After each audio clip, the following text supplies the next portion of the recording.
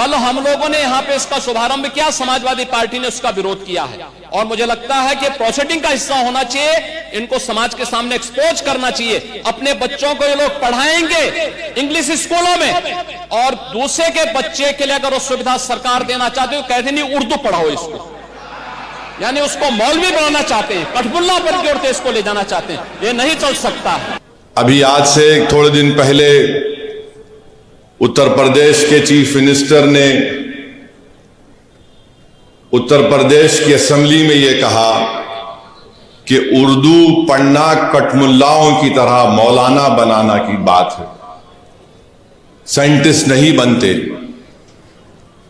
अब जाहिर है उत्तर प्रदेश के मुख्यमंत्री को तो उर्दू नहीं आती, मगर वो साइंटिस्ट क्यों नहीं बने, उसका जवाब वही दे सकते हैं।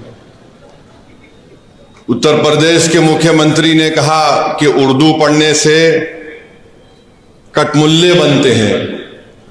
अब उत्तर प्रदेश के मुख्यमंत्री के जो बुजुर्ग थे या जिस आइडियोलॉजी से वो आती हैं, उनके किसी भी शख्स ने इस मुल्क की आजादी में हिस्सा नहीं लिया।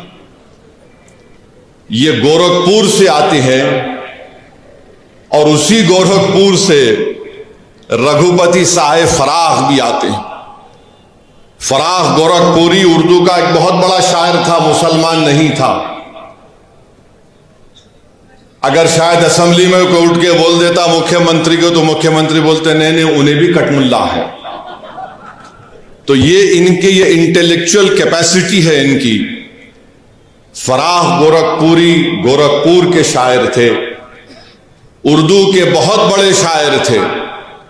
अब मेरे अजीज दोस्तों और बुजुर्गों, जिसके जहन और दिल पर गहन लग चुका है, तो दुनिया की कोई रोशनी उसके सर पे नहीं पहुंच सकती। फराख गोरखपुरी का शेर क्या है सुनिए, ये बीजेपी आरएसएस वालों को बता रहा हूं, जो उर्दू बोलने वालों को कठमुल्ला कहते हैं। फराख गोरखपुरी ने कहा था, सरजमीन हिंद पर अक़वाम आलम के फराख, सरजमीन हिंद पर अक़वाम आलम के फराख, काफिले बसते गए हिंदुस्तान बनता गया। सरजमीन हिंद पर अक़वाम आलम यानी नेशंस आए इस देश में, बसते गए हिंदुस्तान बना।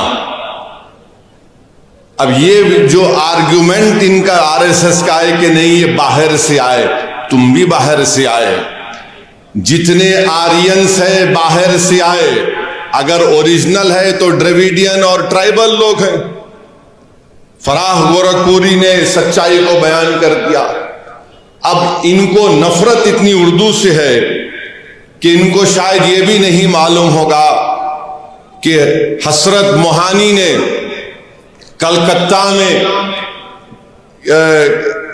अंग्रेज लीडर कौन था, मॉन्टेग्यू के खिलाफ हसरत मोहानी ने नारा लगाया था। क्या नारा लगाया था? इनकलाब जिंदाबाद, इनकलाब जिंदाबाद।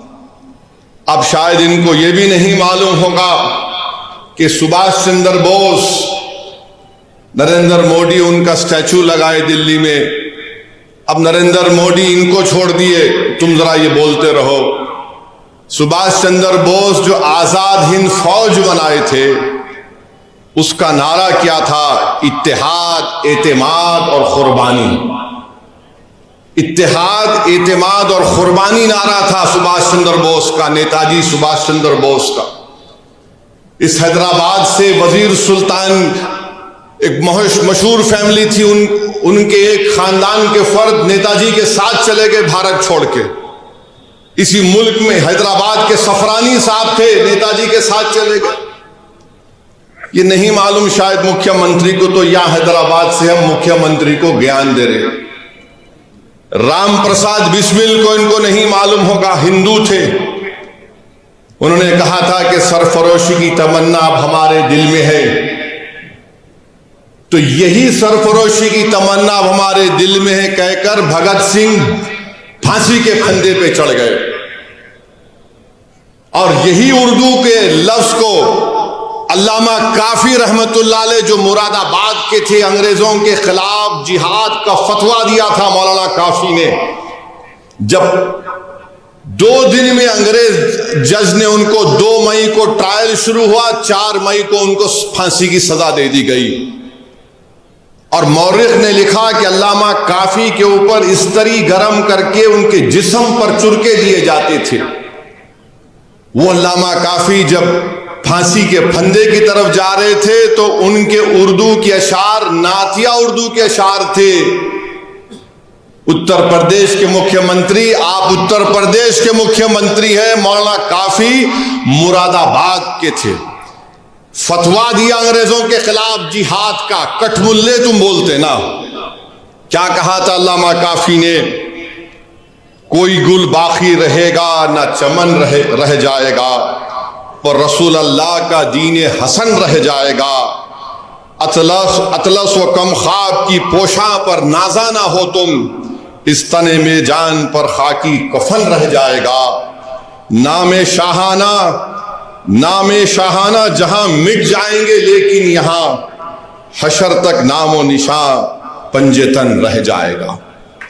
ये मौलाना काफी उर्दू के नातिया कलाम पढ़ के मुख्यमंत्री फांसी पे चढ़ गए, आपको नहीं मालूम। और फिर वहीं पर जोश मलिया आबादी, यानी इनको मालूम ही नहीं, बस उर्दू से दुश्मनी है। और फिर ब्रिज नारायण चकबस, ये भी हिंदू थे मुख्यमंत्री। इन्होंने क्या लिखा है? ए खाके हिंद तेरी अजमत पे क्या गुमान है, दरियाए फैज खुदरत तेरे लिए रवा है। ये ब्रिज नारायण ने लिखा उर्दू में। फिर आज इन्हीं की ये बात, फिर मुजाहिद आजादी मौलाना शौकत अली खिलाफत तहरीक में बहुत बड़ा रोल उनका। राउंड टेबल के लिए बरतानिया गए तो मौलाना शौकत अली ने कहा कि अगर मैं हिंदुस्तान को आजाद नहीं कराऊंगा तो मैं भारत को वापस नहीं आऊंगा। जब भारत से गए मौलाना शौकत अली तो बैतुल मुक़द्दस में उनका खैर मुक़द्दम हुआ। 2 लाख लोग मौलाना शौकत अली के इस्तकबाल के लिए बैतुल मुक़द्दस को आए थे। उसके बाद वो बरतानिया गए, राउंड टेबल कॉन्फ्रेंस हुई। उनका एक मशहूर तकरीर है, रामपुर के थे मुख्यमंत्री मौलाना शौकत अली, आपको नहीं मालूम होगा। मौलाना शौकत अली ने एक शेर कहा था, शायद ये आपके लिए और आरएसएस और बीजेपी के लिए कहा होगा, यकीनन कहा होगा। मौलाना शौकत अली ने कहा, दौरे हयात आएगा खातिल, दौरे हयात आएगा खातिल खजा के बाद, दौरे हयात आएगा खातिल खजा के बाद, है इब्तिदा हमारी तेरी इंतहा के बाद।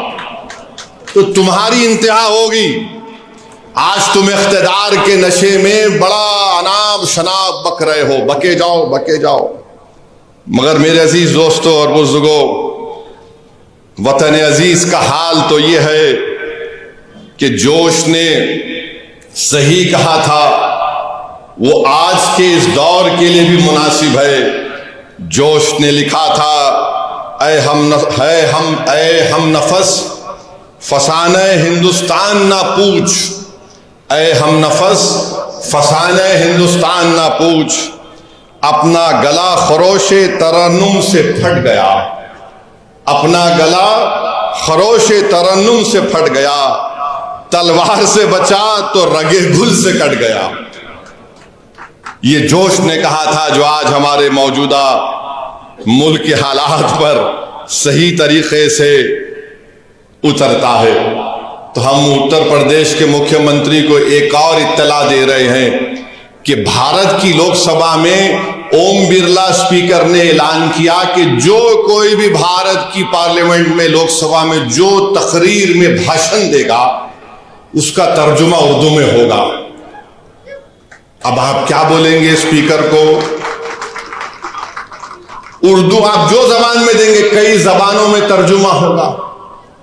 तो इनको नहीं मालूम ये उत्तर प्रदेश के मुख्यमंत्री को यह भी नहीं मालूम कि उर्दू उत्तर प्रदेश की तहजीब का हिस्सा है।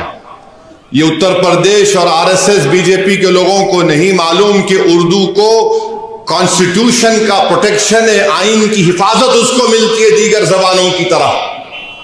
उत्तर प्रदेश और मोदी को नहीं मालूम कि हर मुसलमान ही उर्दू नहीं बोलता, बल्कि ये मुसलमानों की जबान नहीं है, ये इस देश की आजादी की जबान रही है, ये इस मुल्क की जबान है।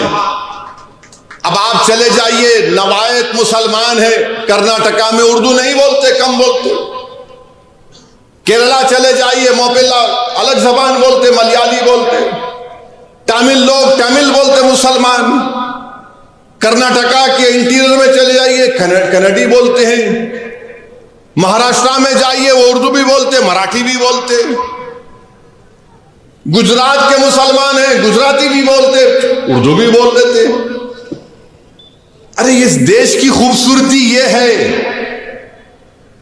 बीजेपी इस देश को, इस वतन को एक जबान, एक मजहब, एक आइडियोलॉजी और एक लीडर के तहत बनाना चाहती है। भारत में हजारों मजहब हैं, कई जबानें हैं, कई हजारों तहजीबें हैं, तभी जाकर भारत बनता है। इसीलिए फराग गोरखपुरी ने कहा थे, अक़वाम आलम का लफ्ज इस्तेमाल किया था। अब इनको समझ में आया नहीं आया नहीं मालूम, मगर हमारा काम यह है कि इनको समझाना और इनको बताना कि उर्दू से दुश्मनी करना जिद्दोजहद आजादी से दुश्मनी करने के बराबर है।